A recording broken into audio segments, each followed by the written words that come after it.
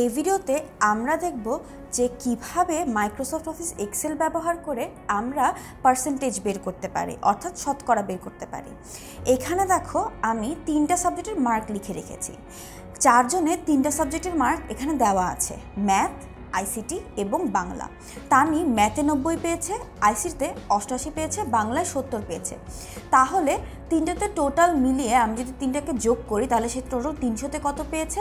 300তে সে total পেয়েছে B2, C2, D2। আমি কি করে দিব? যোগ করে দিব।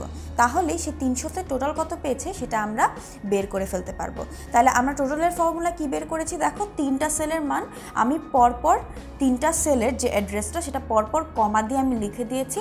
তাহলেই আমার এখানে কি হয়ে গেল? টোটাল 300তে কত পেয়েছে, কে কত পেয়েছে সেটা আমার এখানে বের হয়ে গেল এই কলামে। এখন আমরা যখন শতকরা বের করি আমরা কি করি বলো তো? আমাকে ধরো এই 3টা মার্ক এর টোটালের শতকরা বা পার্সেন্টেজটা বের করতে বলল, যে আমি মানে তানি এই 3টা সাবজেক্টে টোটালে কত পেয়েছি সেটার পার্সেন্টেজ বা শতকরা কত, অর্থাৎ 100তে সে কত পার্সেন্ট মার্ক পেয়েছে সেটা ধরো আমাকে বের করতে বলা হলো। তখন আমি কি করব বলো তো?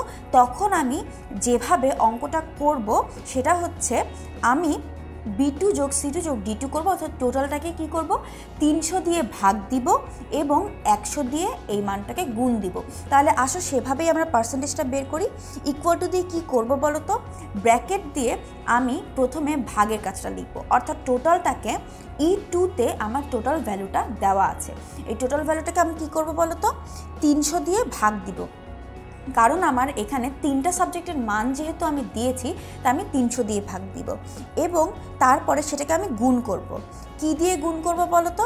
আমি তারপরে এই জিনিসটাকে গুণ করব 100 দিয়ে, গুণ 100। তাহলে এখানে আমি কি করলাম বলো তো? ম্যাথের মার্ক, আইসিটির মার্ক এবং বাংলার মার্ক যোগ করে আমি টোটালি লিখেছিলাম। এই টোটালের ভ্যালুটা আমার ই কলমে দেওয়া আছে। তাহলে E2তে আমার যে টোটালের ভ্যালুটা আছে সেটাকে আমি 300 দিয়ে ভাগ দিলাম এবং সেটাকে আমি গুণ করলাম কি দিয়ে বলো তো?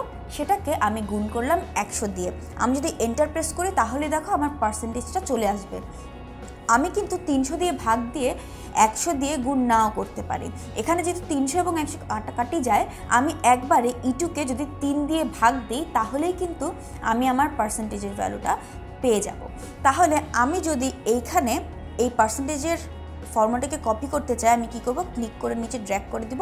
তাহলে দেখো তারা আমাকে টোটাল পার্সেন্টেজটা বলে দিল, অর্থাৎ টোটাল আমি যদি এই টোটালটাকে 100-র মধ্যে কাউন্ট করি যে সে 300তে এত মার্ক পেয়েছে, তাহলে 100তে সে কত পাবে ঐকিক নিয়মের মাধ্যমে যদি আমি করি তাহলে আমার পার্সেন্টেজের ভ্যালুটা এভাবে চলে আসে। তো আমি ফর্মুলা কি করলাম?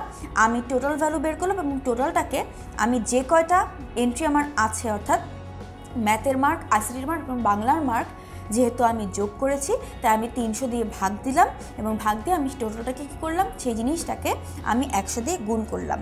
তাহলে আমরা এই ভিডিওতে দেখে নিলাম যে কিভাবে আমরা শতকরা বা পার্সেন্টেজ বের করতে পারি।